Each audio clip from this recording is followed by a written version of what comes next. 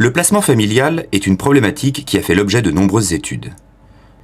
Dans le meilleur des cas, il ne dure que quelques mois, mais il peut s'avérer que l'enfant reste de nombreuses années, voire jusqu'à sa majorité dans sa famille d'accueil. Pour comprendre le déroulement d'un placement, il faut envisager toutes ses étapes, de ses causes réelles jusqu'à sa fin, en passant par la demande du placement et sa réalisation. À un moment précis de la vie d'un enfant, un événement catastrophique peut survenir. Pouvant avoir de multiples origines, il déclenche la demande de placement. Celle-ci peut émaner d'une décision du Conseil général dont les services sociaux suivent une famille, avec l'accord ou à la demande de cette dernière, ou encore d'une décision de justice. Le service de l'aide sociale à l'enfance entre alors en jeu et place l'enfant soit en foyer, soit en famille d'accueil. Le placement n'a cependant lieu qu'en dernier recours, si les services sociaux ou judiciaires estiment qu'il n'y a pas d'autre moyen de protéger l'enfant. Lorsque le placement est inévitable, les services sociaux préparent le placement avec l'enfant et ses parents. Certains placements pourront ainsi être correctement préparés, évitant à l'enfant un possible traumatisme dû à la séparation trop brutale d'avec ses parents. Pour régler au mieux tous ces problèmes, l'enfant rencontre le travailleur social qui le suivra durant tout le placement et engage, si nécessaire, un suivi thérapeutique adapté à sa situation. Le service de placement familial sélectionne alors, selon un grand nombre de critères et en fonction de la problématique de l'enfant à placer, la famille d'accueil la plus à même de remplir efficacement sa mission d'accompagnement. Les assistantes sociales et les attachés nous demandent des familles d'accueil pour tel ou tel enfant. Et nous, on essaie de trouver en équipe les familles d'accueil qui iraient le mieux.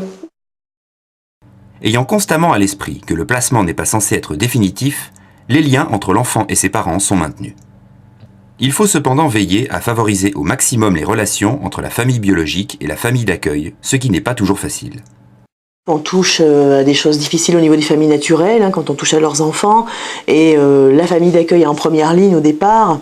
Et là, notre travail est aussi de permettre qu'il y ait des apaisements, que la famille d'accueil reste à sa place de famille d'accueil, et que les parents entendent que c'est pas elle qui est responsable du placement de leur enfant. C'est tout un travail, c'est à long terme, qui permet d'apaiser les relations entre ces deux familles. Si possible, et dans la logique de permettre à l'enfant de conserver certains repères, les services sociaux tentent de favoriser la permanence de l'environnement. Ainsi, si l'enfant peut rester dans son école et continuer à fréquenter les mêmes amis, cela l'aidera à accepter plus facilement le placement. Pendant toute la durée du placement, c'est la famille d'accueil qui effectue le travail d'accompagnement quotidien de l'enfant. L'assistant familial est soutenu dans sa tâche par le service de placement familial qui lui assure un soutien psychosocial. L'enfant est suivi par l'assistante sociale de l'ASE qui fait le lien entre lui, sa famille biologique et les différents services. La famille biologique rencontre son enfant lors des visites éventuellement encadrées, mises en place par les services sociaux ou judiciaires, dans un lieu neutre et selon une fréquence définie avec ces services. Il est important que chacun comprenne et remplisse parfaitement son rôle pour que le placement s'avère positif et que l'enfant puisse un jour réintégrer sa famille naturelle. Tous les enfants qui sont placés chez nous, et comme tout enfant, a besoin d'appartenir à une famille et a besoin de savoir que sa famille d'accueil n'est pas sa famille, mais est une famille qui l'accueille. Et si on lui donne l'illusion que sa famille ne sera jamais prête à l'accueillir, l'enfant n'est pas rassuré. Un placement peut se terminer de différentes façons. La plus heureuse est bien évidemment le retour de l'enfant au sein de sa famille naturelle, qui a désormais la totale capacité d'assurer son rôle et de s'occuper pleinement de son enfant. La fin d'un placement peut également s'opérer en douceur, lorsque l'enfant atteint la majorité et quitte la famille d'accueil pour entrer dans la vie active. Dans ces deux cas, la fin du placement est en général bien vécue par tous les intervenants. Cependant, la fin du placement peut aussi être due au départ en retraite ou au licenciement de l'assistant familial. Dans ce cas, l'enfant est de nouveau placé, ce qui peut être très difficile à vivre pour lui. D'autant plus si l'enfant a eu le temps de s'attacher véritablement à sa famille d'accueil. Cela peut lui renvoyer l'image de son placement initial et de sa rupture avec ses parents, et provoquer des troubles majeurs pour son fragile équilibre psychologique.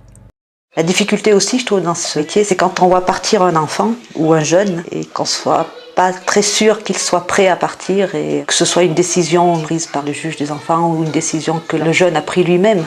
C'est dur quand même de laisser partir un enfant quand on l'a élevé pendant des années. Le placement a donc pour objectif de permettre à l'enfant de continuer son développement dans des conditions normales et saines, dans le but de réintégrer sa famille dès que possible. Le placement n'est proposé qu'en dernier recours, si aucune autre solution n'a été trouvée.